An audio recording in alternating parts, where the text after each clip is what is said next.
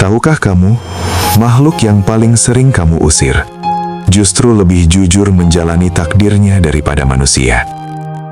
Kalau hatimu tersentak, simpan dan renungkan malam ini.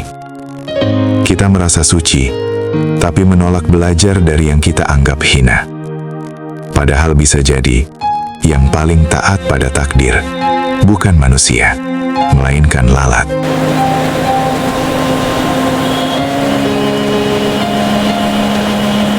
Guru, kenapa sih pas lagi mikir atau lagi khusyuk, Anda malah nyebut lalat? Kan itu binatang hina, bikin jijik, di mana-mana juga diusir. Justru karena ia hina di matamu, maka ia tinggi di pelajaran jiwa. Ego manusia hanya mau belajar dari yang indah. Padahal Allah menyebar hikmahnya juga pada yang kau benci. Emangnya kita bisa dapat ilmu penting apaan sih dari makhluk hidup yang kerjanya cuma makan sampah doang dan nongkrong permanen di tempat jorok? Pertama, penerimaan takdir. Lalat lahir sebagai lalat. Lalat tidak iri pada kupuk. Tidak protes mengapa sayapnya kasar. Tidak menuntut hidup yang harum. Lalat menerima bentuknya sepenuh hati, lalu taat menjalani wilayah tugasnya. Manusia justru sibuk menolak dirinya sendiri. Maksud guru? Engkau ingin takdir orang lain, ingin hidup orang lain, ingin wajah, pasangan, nasib, dan jalan yang bukan milikmu. Lalat tidak demikian. La tidak memilih peran, tapi menyempurnakan perannya. Tapi lalat hidup dari sisa. Bukankah itu hina? Lalu, Hina di matamu, mulia dalam amanahnya. Allah membagi peran, bukan derajat.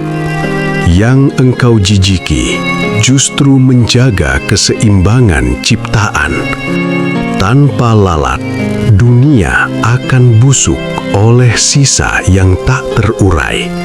Sedangkan manusia sering terlihat bersih di luar, namun membusuk oleh ego di dalam. lalu rahasia besarnya yang terbuka selanjutnya apalagi guru? Dan Tawakal.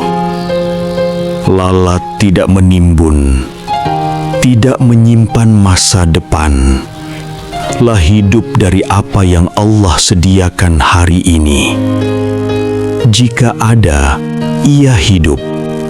Jika tiada, ia mati. Tanpa drama, tanpa keluhan, tanpa ilusi mengendalikan hidup. Engkau menyebut tawakal, namun hatimu penuh kecemasan. Dan dengungannya itu guru, bikin kuping saya terganggu. Bagi ego, itu kebisingan. Bagi jiwa, itu zikir tanpa suara. La terus berdengung, tanpa berharap dipuji, tanpa ingin dikenal, tanpa takut dibenci.